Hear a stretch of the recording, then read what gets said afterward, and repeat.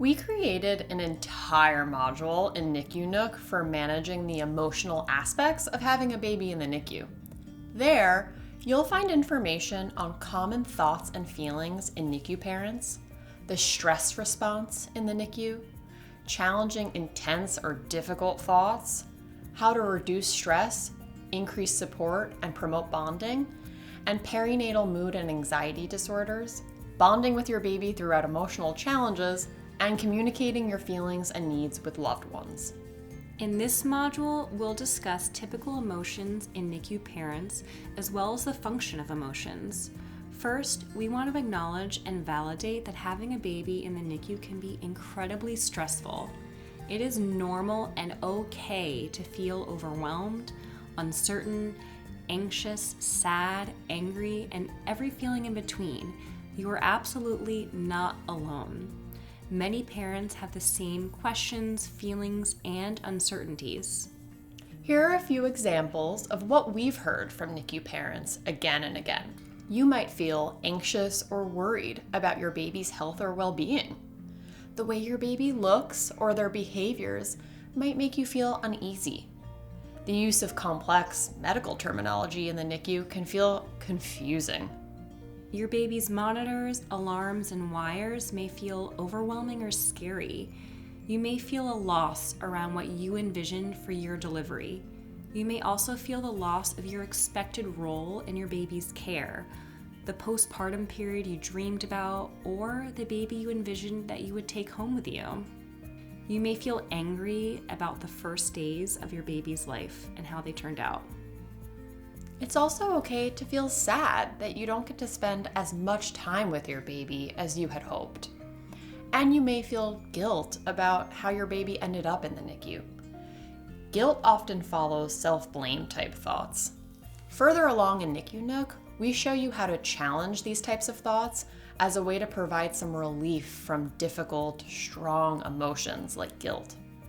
Emotions are important because they have 3 specific functions. They communicate to you, to others, and they motivate behavior. First, emotions communicate to you. They give you information about a situation, yourself, and your needs. For example, you may be feeling angry or frustrated that you have to return home from the NICU each night and that you don't get to be with your baby. Anger communicates to us that a wish or goal is being blocked. Anger says, there's an obstacle in my way and this is unfair. Second, emotions also motivate behavior.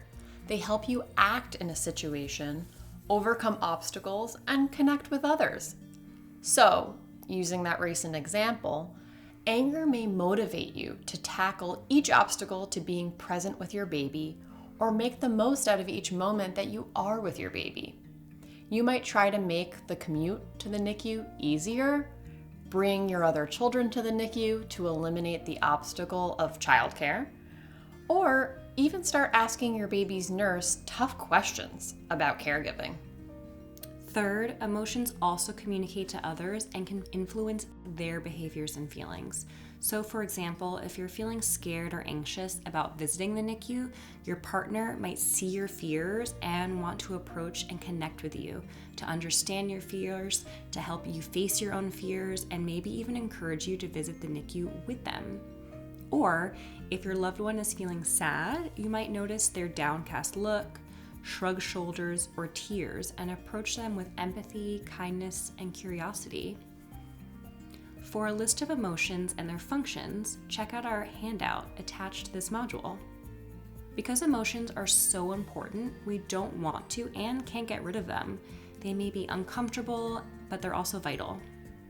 We cannot change emotions directly. We can't insist that we feel or don't feel a specific emotion. However, we can use coping strategies to manage the intensity of the emotion, change the circumstances around the event that triggers these emotions, and understand the factors that influence a current emotion. Luckily, we discuss these various strategies in a future NICU Nook module, so continue to follow along with us. But Stephanie, what if your emotions are so intense and distressing that they're making it difficult to take care of yourself and your baby? And when I say take care of yourself, I mean sleep, Rest, eat, shower, exercise, get outside, or even just enjoy yourself? Good question.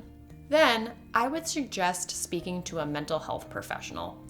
NICU Nook is a good start, but it is not a replacement for therapy. The best first step is to get evaluated by a mental health specialist. A perinatal mental health specialist has expertise in treating perinatal mood and anxiety disorders, also known as PMADs, and understanding the complexities of how PMADs impact the transition to parenthood. An evaluation will provide you with important information about which PMAD you may be experiencing and the most appropriate treatment options. Treatment may include individual therapy, group therapy, couples or family therapy, and/or medications that are safe and effective while breast or chest feeding. Visit Postpartum Support International at postpartum.net to find yourself a perinatal therapist or support group in your area. It is extremely important during this time that you prioritize your emotional health and wellness. Your baby needs you to be healthy.